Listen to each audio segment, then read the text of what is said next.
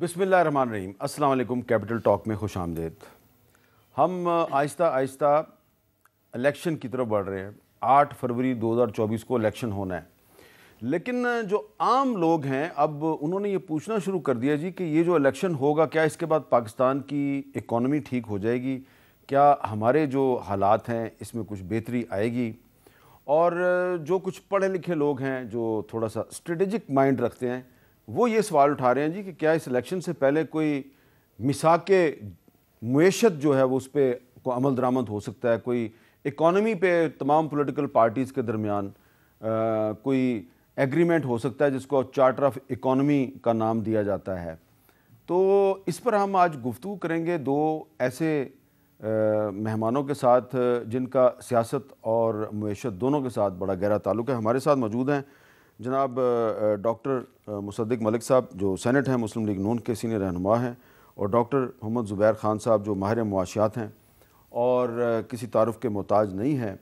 तो मुसद्दिक मलिक साहब, ये एक बड़ा अहम सवाल है कि आपको लग रहा है कि 8 फरवरी 2024 के इलेक्शन के बाद पाकिस्तान में इकनॉमिक स्टेबिलिटी आ जाएगी और पाकिस्तान की मुएशत बेहतर हो जाएगी? मुझे यकीनी तौर पर लग रहा है जी। मैं तो बिल्कुल नाउमीद वैसे भी नहीं होता और इस मामले में तो कतई नाउमीद नहीं हूँ। मैं अभी अपने कई दोस्तों को बताया कि मैं जब कॉलेज में था तो मेरे साथ एक अफ्रीकन मुल्क के दोस्त जो थे वो पीएचडी कर रहे थे। तो अभी मैं पिछले दिनों जब गया हुआ था तो मुझे वो मिले एक जगह पे, तो उनसे वो मुझे कॉफ़ी पे ले गए। अब वो काम करते रहे, मैं यहाँ वहाँ घूमता रहा, आपके पास हाज़िरी लगाता रहा। तो वो बहुत बड़े अफसर एक फॉर्चून 500 कंपनी में बन चुके हैं। तो मैं उनसे बात करना शुरू हुआ तो मुझे एहसास हुआ थोड़ी देर के बाद कि उनके मुल्क के अंदर कोई इस्लामाबाद की तरह का शहर नहीं है, कोई साहिवाल फैसलाबाद की तरह का भी शहर नहीं है, कोई पेशावर या हैदराबाद की तरह का भी शहर नहीं है, मोटरवेज़ भी नहीं है, पोर्ट भी नहीं है, कच्चा इंफ्रास्ट्रक्चर है। लेकिन एक चीज़ जो है उनके पास वो उम्मीद, यानी उनको ये यकीन है कि हम गरीब हैं, हम इस गुर्बत से निकल जाएंगे। क्यों नहीं निकलेंगे? मुल्क का नाम ही बता दें। इथियोपिया जी। और वो कहते हैं कि हम निकल जाएंगे, हम क्यों नहीं निकलेंगे? ठीक है, हमारे पास नहीं इतना इंफ्रास्ट्रक्चर, लेकिन हम आगे बढ़ेंगे, हम निकल जाएंगे। तो मैं ये समझता हूँ कि एक तो उस नुक्ता नज़र से हमारे मुल्क में इस वक्त उम्मीद का फुकदान है। ये तमाम हम सब लोग अच्छे खासे 95% जो मुल्क के लोग हैं उनमें हमारा शुमार होता है, लेकिन हम में भी ना उम्मीदी है। तो मुझे ये यकीन है कि अगर हम एप्लीकेशन ऑफ माइंड करेंगे और थोड़ी सी स्ट्रक्चरल तब्दीलियां करेंगे, जो कम से कम मेरे जहन में जो कुछ खाके तो हैं, तो हम ज़रूर इस गुर्बत से निकलेंगे, इस स्ट्रेस से निकलेंगे। हमें 1 से 1.5 साल लगेगा स्ट्रेस का, और इसीलिए ये इलेक्शन का प्रोसेस ज़रूरी है कि लोगों को यकीन हो कि अब ये जो हुकूमत आई है ये अबूरी नहीं है, ये एक लॉन्ग टर्म इलेक्टेड हुकूमत है, ये 5 साल रहेगी या 4 साल रहेगी। पाकिस्तान में ये भी नहीं पता होता कितनी देर रहेगी, मगर रहेगी। तो फिर वो जो मुश्किल फ़ैसले हैं वो 1-1.5 साल में करने के बाद मुल्क को तरक्की के एक नए सफ़र के ऊपर लेकर निकलेगी। और इंशाल्लाह ये जो इस वक्त साए हैं या मायूसी है या नाउमीदी है, इंशाल्लाह ज़रूर दूर होगी। डॉक्टर ज़ुबैर साहब, आप इस राय से इत्तेफाक करेंगे कि 8 फरवरी के इलेक्शन के बाद पाकिस्तान में इकनॉमिक स्टेबिलिटी आ जाएगी? देखिए, पहले मैं ज़रा, चूँकि बातें यहाँ पर उम्मीद की और सब चीज़ें हो रही हैं, ज़रा फ़लसफ़ा भी एक है ना यहाँ पर, इसके बारे में बात करूँ। अमेरिकनों की एक मिसाल है जो ज़्यादा नहीं है उनकी, जो याद रखने की है। वो कहते हैं कि hope is not a plan. उम्मीद जो है ये मंसूबा नहीं है, आपने कोई ठोस काम करना होगा। बात की आपने इथियोपिया की, जो हमारे ख़्याल में बहुत एक कोई अनडेवलप्ड कंट्री है। याद रखिए 1965 में पाकिस्तान और साउथ कोरिया बराबर के ममालिक थे इकनॉमिक डेवलपमेंट में। वो कहाँ पहुँच गए? उसके बाद कई ईस्ट एशियन ममालिक हमसे आगे निकल गए। फिर से पूरे ख़ित्ते एशिया में सब कॉन्टिनेंट की जो 4-5 ममालिक है वो पीछे रह गए थे। अब उनमें भी हम सबसे पीछे रह गए हैं। इसकी कोई वजूहात है? ये इस वजह से नहीं है कि हमारी उम्मीदें या हमारी उमंगें या हमारी ख्वाहिशात नहीं हैं। हमारे लोग पिस रहे हैं, गुर्बत में मर रहे हैं। आप छोड़िए उन लोगों को जिनके असासे हैं और जिन्होंने बाहर रखे हुए हैं, जो इस सब चीज़ों से बालातर है। میں غریبوں کی بات کر رہا ہوں. لیکن یہاں پر چونکہ ہمارے ہاں میرٹ نہیں ہے, آنیسٹی نہیں ہے, کرپشن ہر جگہ پھیلی ہوئی ہے, ہر جو فیصلے ہیں اس کو وہ افیکٹ کرتے ہیں, اور کسی بھی سیاسی پارٹی نے ابھی تک وہ پروفیشنل ٹیم سامنے نہیں لائے. وہ صرف اپنے یا رشتہ داروں کو یا اپنے سیاسی ان کو اب اکنامکس کے انچارج بناتے ہیں, اور اس کا نتیجہ ہم نے دیکھ لیا ہے کہ بار بار ہم پھنس رہے ہیں. آج کل آئی ایم ایف کی ٹیم آئی ہوئی ہے, وہ 23واں ہمارا پروگرام اختتام پر آ رہا ہے, اس کی ایکسٹینشن کی ہوئی ہے 3 مہینے کی, اور اس کے اختتام پر بھی یہ سامنے نظر آ رہا ہے کہ باوجود اس بات کے کہ پاکستان کی حکومت نے ان کی ایک ایک بات پر عمل کیا, ان کی پالیسیوں کو اپنایا, اور اب بھی وہ یہ کہہ رہے ہیں کہ اس سال بھی ہمارے پاس فارن ایکسچینج کا بہت بڑا خسارہ ہے اور ایک نئے پروگرام کی ضرورت ہے اور قرضے لینے کی ضرورت ہے. تو آپ یہ بتائیے کہ ایسے آئی ایم ایف سے ایک اور قرضہ لینا پڑے گا, اب لینا پڑے گا, اب اسی کی تیاری ہو رہی ہے, اسی کی شرائط سامنے آ رہی ہیں. اب آپ کہہ رہے ہیں کہ اب فروری میں جب الیکشن ہوگا تو کیا معیشت کے لیے کیا آپ دیکھ رہے ہیں؟ میں یہ دیکھ رہا ہوں کہ جب تک میں نے ایک فری اینڈ فیئر الیکشن کی میں نے ایک گیم پلان نہیں دیکھا, تو میں کہوں گا جب تک فری اینڈ فیئر الیکشن نہیں ہوا تو پھر تو آپ امید ہی چھوڑ دیں اس بات پر. اور اگر ہوگا بھی تو میں چاہتا ہوں کہ یہ تمام پارٹیاں اپنے اکنامک پلان آج سامنے لائیں, کہ ہم جیسے لوگ جو کسی سیاسی پارٹی میں نہیں ہیں ہم اس کی ایویلیویشن کریں اور اس کو دیکھیں کہ ان کی ٹیم کون ہے اور وہ کہنا کیا چاہتے ہیں. اس کے بعد میں آپ کے سوال کا جواب دے سکوں گا. یہ بڑی اہم بات ہے. کیا یہ اچھی تجویز نہیں ہے کہ تمام بڑی پولیٹیکل پارٹیز اپنا جو اکنامک ایجنڈا ہے سامنے لے کے آئیں اور یہ بھی بتائیں کہ ہمارا وزیر خزانہ کون ہوگا, ہمارا وزیر تجارت کون ہوگا, ہمارا وزیر منصوبہ بندی کون ہوگا, اور ہم پاکستان کی معیشت کو سدھارنے کا ہمارے پاس یہ پلان ہے. دیکھیں, مجھے تو زبیر خان صاحب نے جتنی بھی باتیں کی ہیں کسی بھی بات سے اختلاف نہیں ہے. اچھا, اس میں کیا اختلاف والی بات ہے بھلا؟ میں نے اس کو جو آپ کہہ رہے تھے, تمام باتیں آپ فرما رہے تھے, میں انہی کو اسٹرکچرل تبدیلیاں اور پین کا 1 سے 1.5 سال کا سفر جو ہے وہ انہی تبدیلیوں کو کسی چارٹر آف اکانومی کا چانس ہے پاکستان؟ دیکھیں, میں چارٹر آف اکانومی کی بات میں سمجھتا ہوں کہ سیاسی جماعتوں کو اپنا اپنا نقطہ نظر لے کر جانا چاہیے. کوئی لیبر انٹینسو کاموں کی طرف جاتا ہے, کچھ پرائیویٹائزیشن کی طرف جاتا ہے, ہمارا اپنا ایک نقطہ نظر ہے.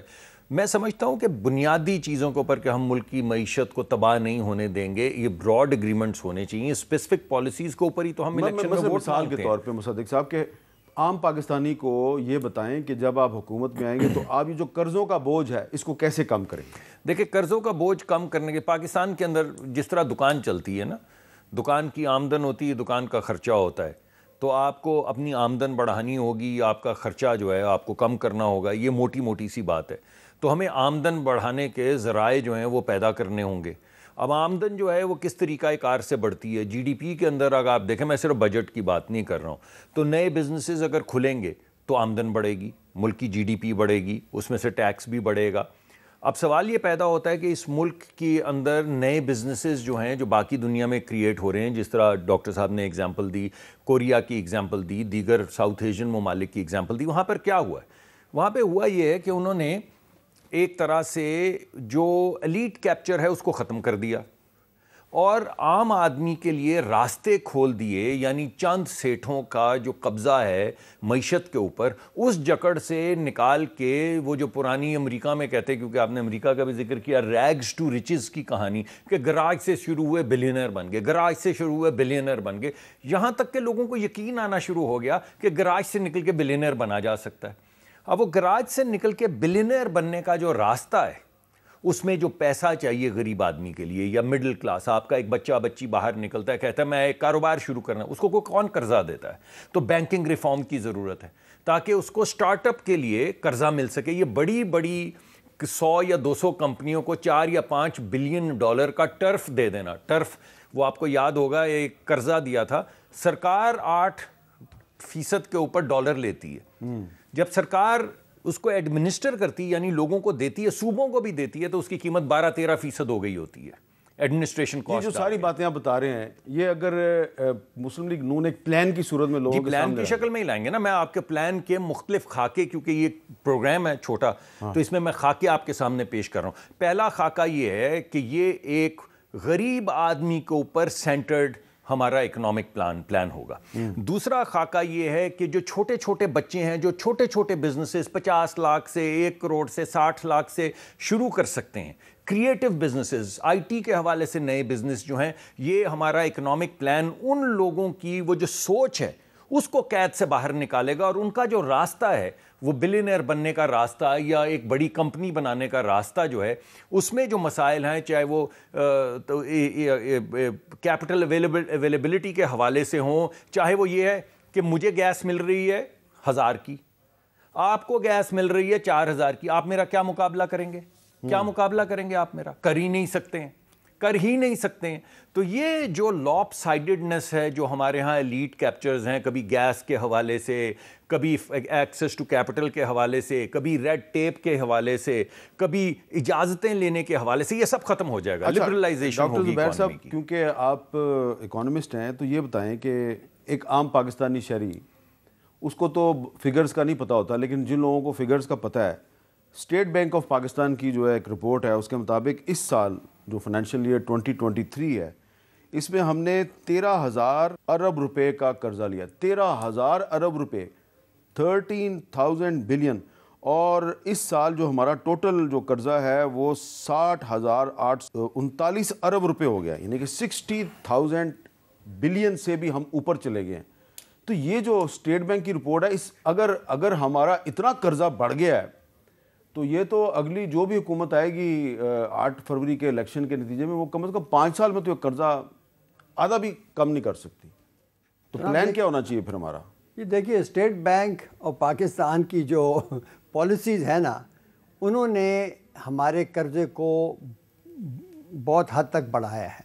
ان کی پالیسی ہے کہ سود کی شرح جو ہے وہ لے گئے ہیں 22% سے بھی اوپر.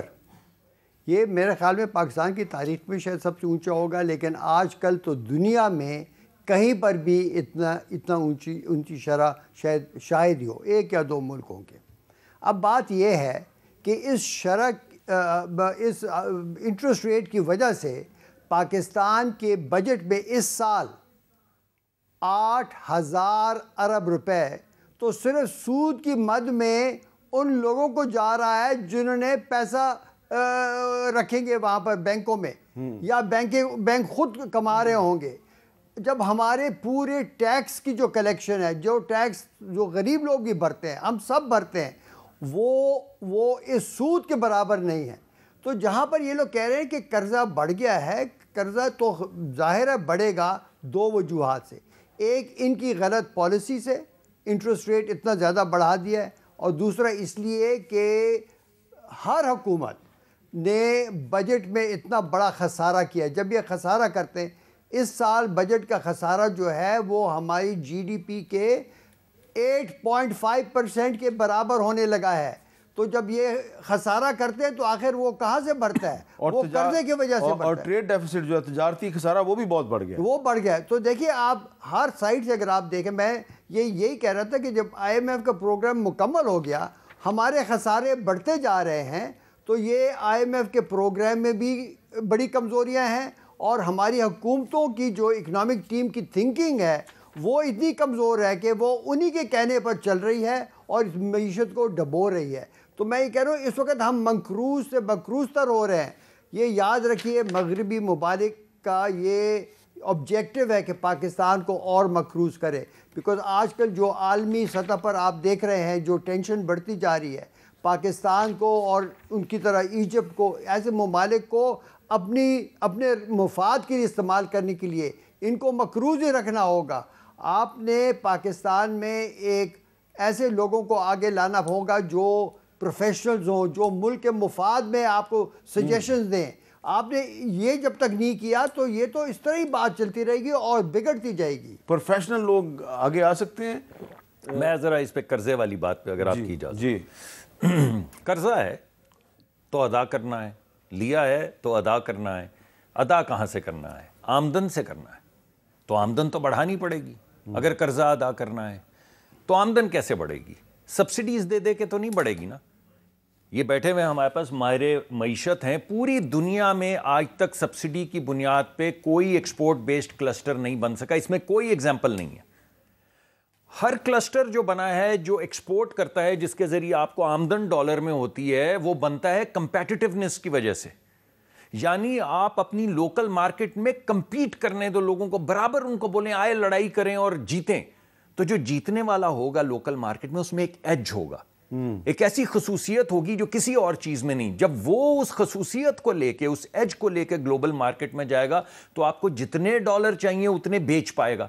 ہماری کیوں ایکسپورٹ نہیں بڑھتی 22 بلین سے 28 بلین پھر اوپر نیچے؟ اس وجہ سے کہ وہ سبسڈی کی بنیاد پہ چلتی ہے. آپ کو کہا جاتا ہے اتنی سبسڈی دے دو تو اتنی ایکسپورٹ ہو جائے گی. یہ جو ٹیکسٹائل انڈسٹری کو جو سبسڈی ملتی ہے, اگر یہ ختم ہو جائے تو ٹیکسٹائل انڈسٹری والے تو چیخیں گے. نہیں, تھوڑی دیر چیخیں گے. پھر بنگلہ دیش کی طرح آہستہ آہستہ جو energy intensive area, for example آپ یہ دیکھیے, بنگلہ دیش کے پاس کیا چیز نہیں؟ کاٹن نہیں ہے اور بجلی نہیں ہے, انرجی نہیں ہے, دونوں چیزیں نہیں ہیں. انہوں نے نتیجتاً کیا کیا؟ وہ ایسی جگہ پہ گئے جہاں پہ انرجی کی کوئی انپٹ نہیں تھی. ان کی ساری جو ٹیکسٹائل کا سیکٹر ہے وہ فیشن پہ اور سٹچنگ پہ ہے, جس میں سلائی مشین جتنی انرجی لگتی ہے.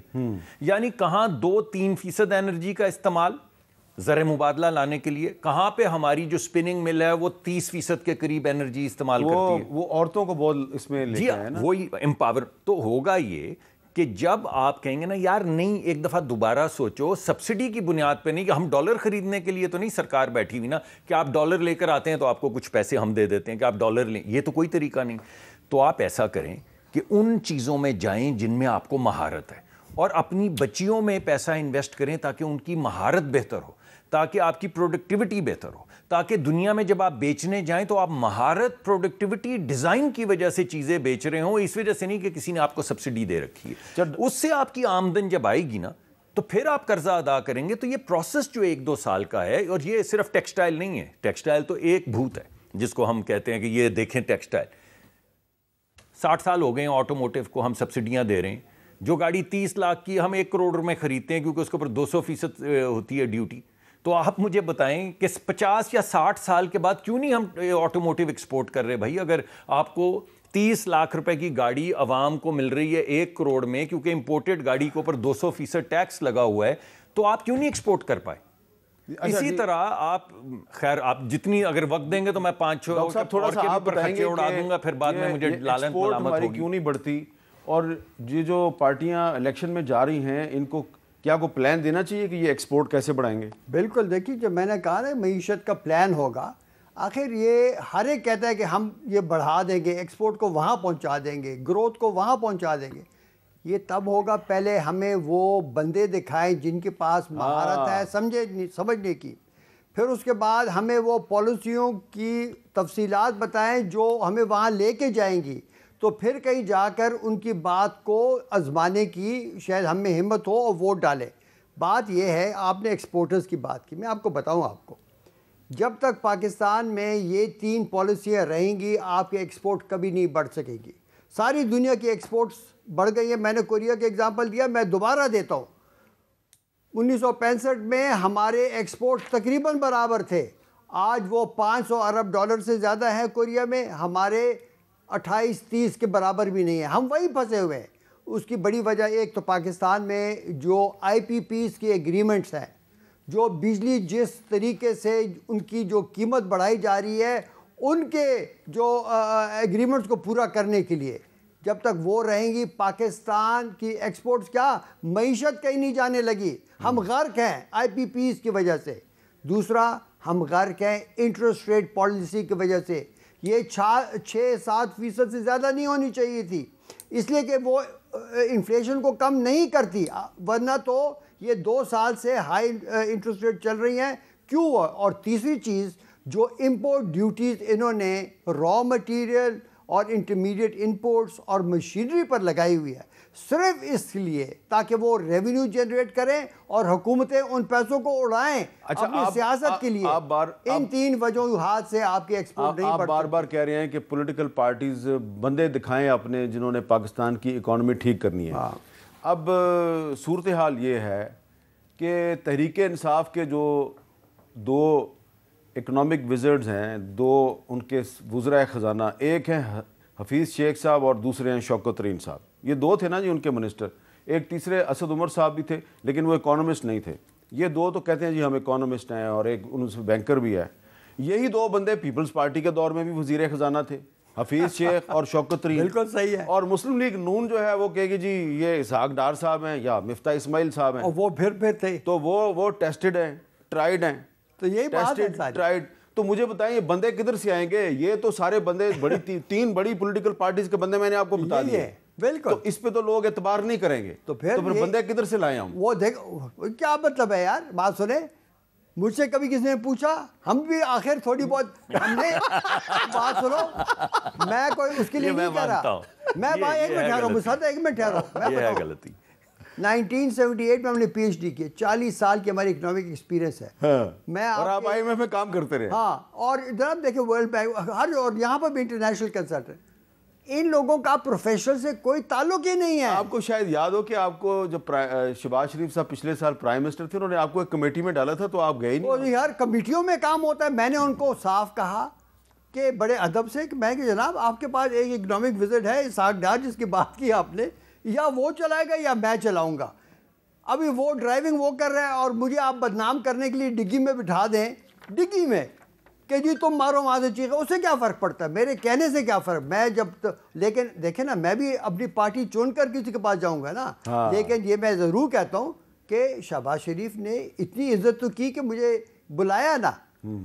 میں یہ کہتا ہوں کہ یہاں پر لیکن پی ٹی آئی نے بھی آپ کی کافی عزت کی. یا بہت، عمران نے بہت انوائٹ کیا تھا. یہ تو میری غلطی تھی کہ میں سیاست میں نہیں جانا چاہتا تھا. اور اب بات یہ ہے کہ پی ٹی آئی کے بندوں کو آپ نے اندر کیا ہوا ہے یار، چھوڑیں ان کو، ذرا ریلیز کریں.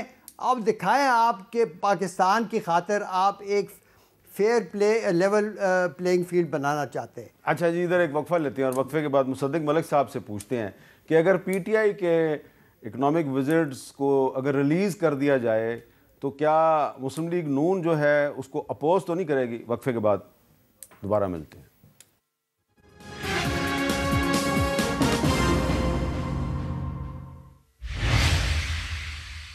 کیپٹل ٹاک میں دوبارہ خوش آمدید. جی مصدق ملک صاحب، ایک تو سوال وہ میں ریپیٹ کروں گا جو میں نے ڈاکٹر زبیر صاحب سے پہلے کیا تھا وقفے سے پہلے، کہ یہ اکنامک ایکسپرٹس کی ٹیم جو ہے 3 بڑی پارٹیوں کی، وہ تو ٹیسٹڈ، ٹرائیڈ اینڈ فیلڈ ہے. کوئی نئے بندے ہیں آپ کے پاس؟ اچھا، پہلی بات ہے کہ ٹیسٹڈ ٹرائیڈ ہے. میں پہلے تو غلطی کا اعتراف کروں، میں سمجھتا ہوں کہ ڈاکٹر صاحب کو ضرور موقع ملنا چاہیے، ہے نا. یہ بس ہم سے شاید غلطی ہوئی. ڈاکٹر صاحب کو ضرور لے آتے تو ہماری معیشت جو ہے وہ سنبھل جاتی، یا ڈاکٹر صاحب کی طرح کے دیگر لوگوں کو. تو میں سمجھتا ہوں کہ ٹیلنٹڈ لوگوں کو آنا چاہیے.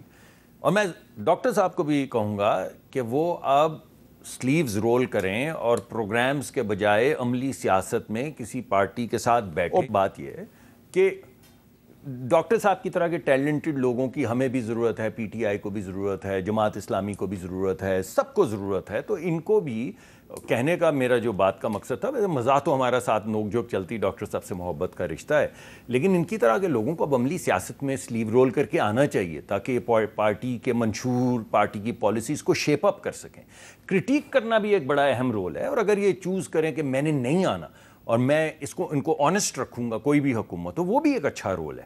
لیکن میں سمجھتا ہوں کہ جتنا ان کا ٹیلنٹ ہے، اور جیسے وہ کہہ رہے تھے کہ بھئی آپ دعوت دے کے ڈگی میں نہ بٹھائیں، تو پھر آپ ڈرائیونگ سیٹ پہ آئیں، آپ دروازہ کھول کے اندر بیٹھے گاڑی کے، تاکہ پھر آپ کو ڈرائیونگ سیٹ کے اوپر بھی بٹھایا جائے. اچھا، لیکن یہ جو ایک تاثر ہے کہ آج کل جو پی ٹی آئی کے جو لوگ ہیں ان کو گرفتار کر لیا جاتا ہے یا ان کو پریشرائز کیا جاتا ہے کہ پی ٹی آئی چھوڑ کر کسی دوسری پارٹی میں چلے جاؤ، تو یہ والا ماحول ختم ہونا چاہیے. جی دیکھیں، میں سمجھتا ہوں کہ ان لوگوں نے، جن لوگوں نے شہیدوں کے مجسمے زمین پہ گرا کے ٹھڈے مارے انہیں، وہ لوگ جنہوں نے لوگوں کو زندہ جلانے کی کوشش کی، وہ لوگ جنہوں نے کور کمانڈر کے گھر کے اندر آگ لگائی، وہ لوگ جنہوں نے قلعے کے اندر داخل ہوئے اور پھر اسلحہ خانہ تک گئے اور ان کو ریپیل کرنا پڑا، ان کو سزا ملنی چاہیے.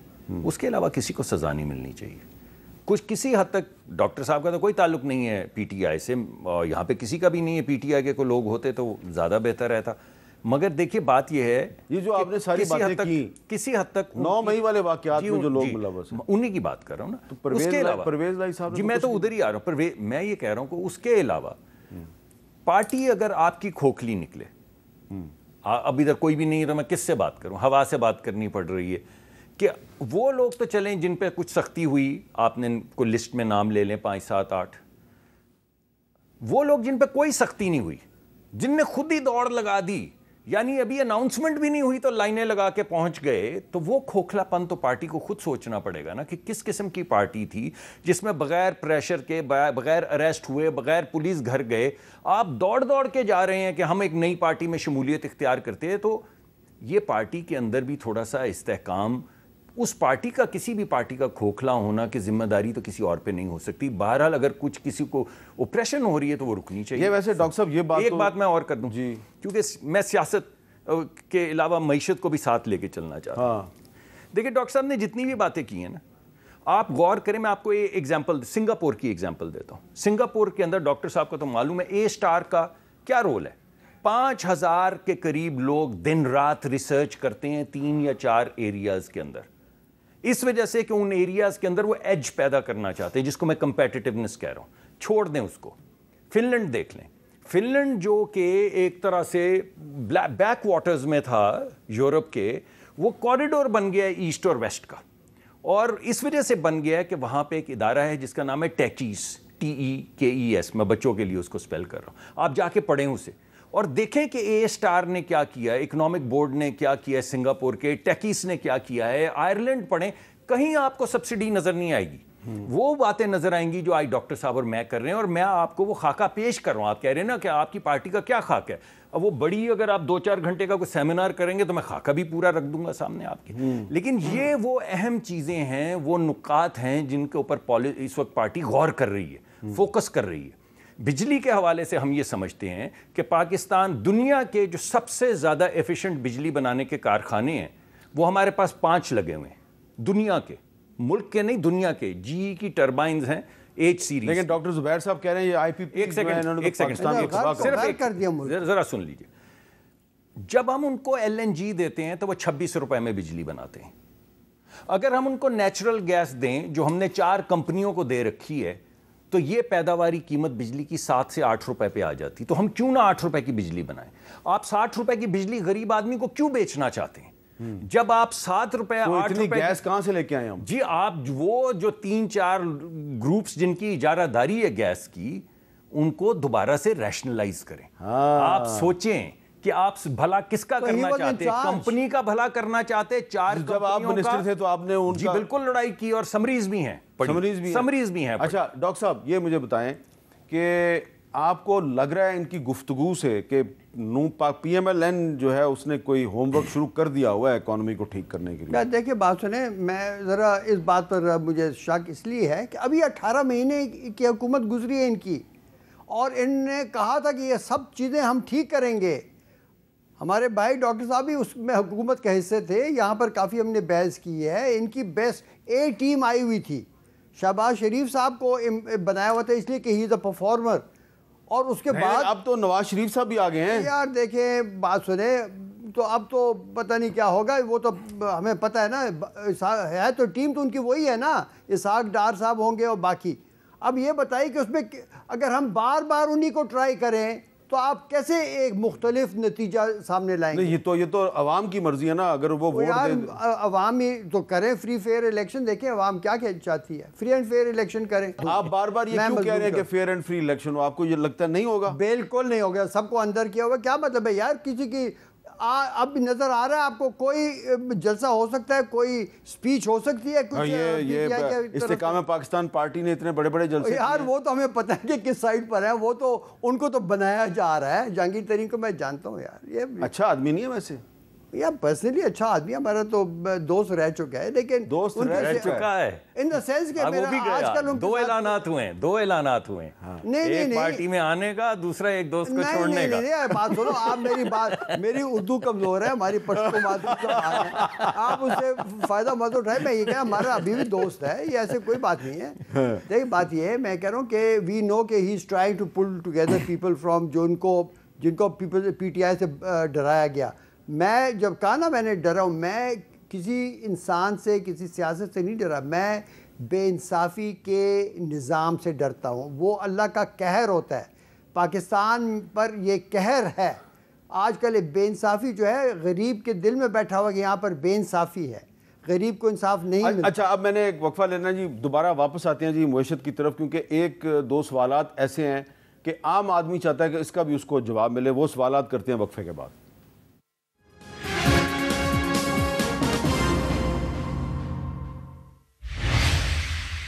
کیپٹل ٹاک میں دوبارہ خوش آمدید. ڈاکٹر مصدق ملک صاحب, یہ بتائیں کہ کوئی پاکستان کا عام آدمی یہ امید کر سکتا ہے کہ 8 فروری کے بعد پیٹرول سستا ہو جائے گا؟ دیکھیں, 2-3 چیزیں ہیں. پہلے اس کا ریلیٹڈ ہے یہ, آپ نے کہا کہ آپ 15-14 مہینے کے لیے 16 مہینے کے لیے آئے, تو آپ نے کیا کیا؟ ہم نے غریب اور امیر کا ٹیرف علیحدہ کر دیا. میں نے آپ کو شروع میں کہا کہ ہماری پالیسی یہ ہوگی کہ ہم غریب کو بچائیں گے اور اضافی بوجھ امیر پہ پڑے گا, اس میں کوئی شک نہیں ہونا چاہیے. اور یہ کرنے کے لیے ہم نے امیر اور غریب کے گیس کے ٹیرف علیحدہ کر دیے. یعنی ایک غریب آدمی اگر گیس استعمال کرے اور امیر آدمی اگر وہ اتنی گیس استعمال کرے تو امیر آدمی کو 2 گنا یا 3 گنا زیادہ پیسے دینے پڑتے ہیں اب اسی گیس کو استعمال کرنے کے. تو یہ فرق ہو گیا. یعنی ہم نے یہ فیصلہ کیا کہ یہ ملک جو ہے یہ کسی کے والد کی جاگیر نہیں ہے, اس پہ سب سے پہلا اور افضل ترین حق جو ہے اس غریب آدمی کا ہے جو اس ملک کی 80-90% آبادی ہے, تو اسے تو بچائیں.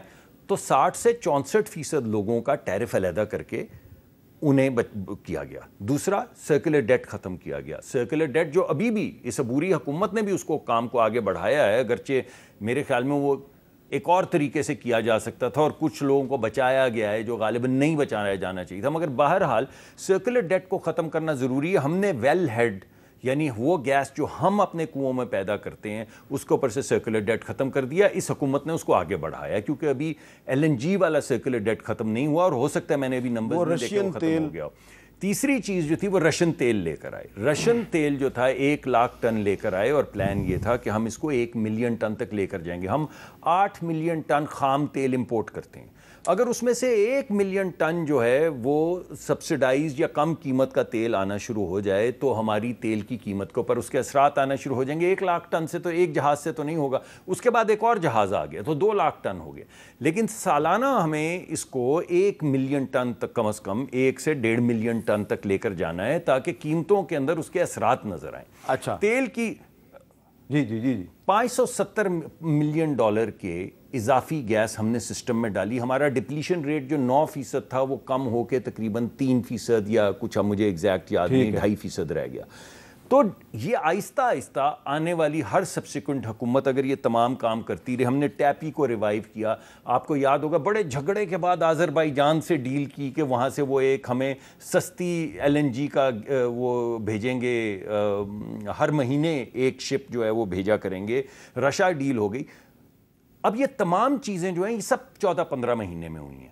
اب آپ ان کا کمپیریزن کریں نا, 15 مہینے میں اگر یہ سارے کام ہوئے, اور بہت سے کام جو ٹیکٹیکل کے کون سی, ہم ریفائنری کی پالیسی لے کر آئے, پرانی جو فرسودہ ہماری ریفائنریز ہیں ان کو بہتر کرنے کی پالیسی لائے, نئی ریفائنری کی پالیسی لائے. نئی ریفائنری کی پالیسی کے بعد ہم نے ڈیل کی, $10 بلین کی ڈیل کو فائنل سٹیجز میں چھوڑ کے گیا. مجھے نہیں پتا وہ کہاں پہنچی ہے, ٹھیک ہے, تو وہ انشاءاللہ آگے بڑھے گی. اس کا کاربن آف سیٹ کرنے کے لیے ہم نے لوگوں کو کہا کہ ہمارے ہاں گرین ہائیڈروجن کے 8 فروری کے بعد پیٹرول سستا ہوگا کہ نہیں ہوگا؟ 8 فروری کے بعد پیٹرول, دیکھیں پیٹرول کے اندر 2 چیزیں ہیں. ایک ویسے سستا نواز شریف صاحب کے آنے سے پہلے کافی سستا ہوا ہے, لیکن نواز شریف صاحب کے آنے کے بعد ڈالر مہنگا ہونا شروع ہو گیا ہے. لیکن کچھ لوگ کہہ رہے ہیں جی کہ 8 فروری سے پہلے بھی کچھ پیٹرول سستا ہو جائے گا. جی انشاءاللہ, کیونکہ پیٹرولز کے اندر قیمت میں صرف 2 پہلو ہیں. ایک بین الاقوامی منڈی میں تیل کی قیمت کیا ہے, کیونکہ ہمیں وہ خریدنا پڑتا ہے اور کیونکہ ہم ڈالر میں خریدتے ہیں. تو دوسرا پہلو یہ ہے کہ ہمارے ڈالر اور روپے کا تناسب کیا ہے. اگر یہ 2 چیزیں, اس کے علاوہ ہمارے پاس کوئی کنٹرول نہیں. سرکار کے پاس تیل سستا کرنے کا اور کوئی طریقہ کار نہیں. ایک ہم سکیم لانے کی کوشش کر رہے تھے کہ موٹر سائیکل والوں کو سستا پیٹرول دے دیں, وہ ہماری سکیم جو ہے. اچھا ڈاکٹر صاحب یہ بتائیں کہ اس وقت ایک اور بہت بڑا ایشو جو ہے وہ یہ ہے کہ ڈالر اور گندم اور چینی یہ سمگل ہوتی ہے پاکستان سے, تو اس کو روکنے کا کوئی طریقہ ہے؟ 8 فروری کے بعد کوئی فرٹیلائزر بھی, فرٹیلائزر کھاد بھی سب سے زیادہ فرٹیلائزر. یہ کیوں اسمگل ہوتی ہے اور اس کو کیسے روکیں ہم؟ یہ دیکھیے حامد، بات یہ ہے کہ اگر وہ لیگل طریقے سے جائے یا اسمگل ہو کر جائے، اس کے بدلے میں آپ کو ڈالر ملتے ہیں کہ نہیں ملتے؟ ملتے ہیں نا. آخر وہ جاتی ہے فورن کرنسی میں جاتی ہے.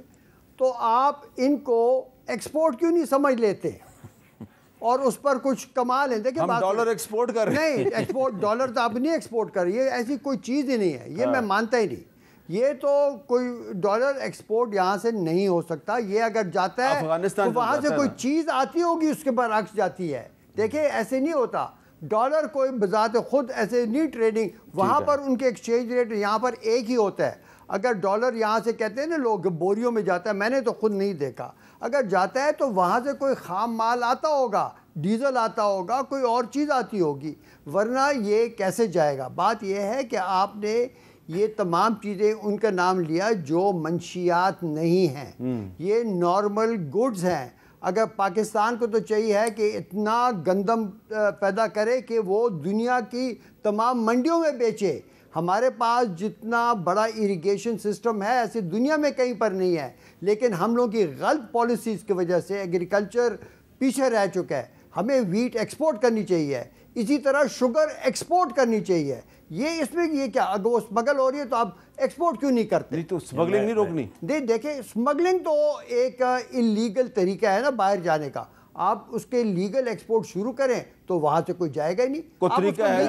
ابھی بتا، میں وہی کہہ رہا ہوں، میں انتظار کر رہا ہوں. لیگلی اوپن کریں نا. اسمگلنگ روکنے کا کوئی طریقہ ہے؟ میں آپ کو سر نے جو بتایا ڈاکٹر صاحب نے، میں آپ کو بتاتا ہوں کہ ہو کیا رہا ہے اصل میں. فرٹیلائزر کی بات کر لیتے ہیں، ذرا مختصر بتائیے. مختصر بتاتا ہوں. سعودی عرب $2 کی گیس، فرٹیلائزر صرف گیس ہے، ایک پروسیس ہوتا ہے، گیس لیتے ہیں، فرٹیلائزر باہر نکلاتا ہے. فرٹیلائزر میں اور کچھ نہیں ہے، گیس ہے.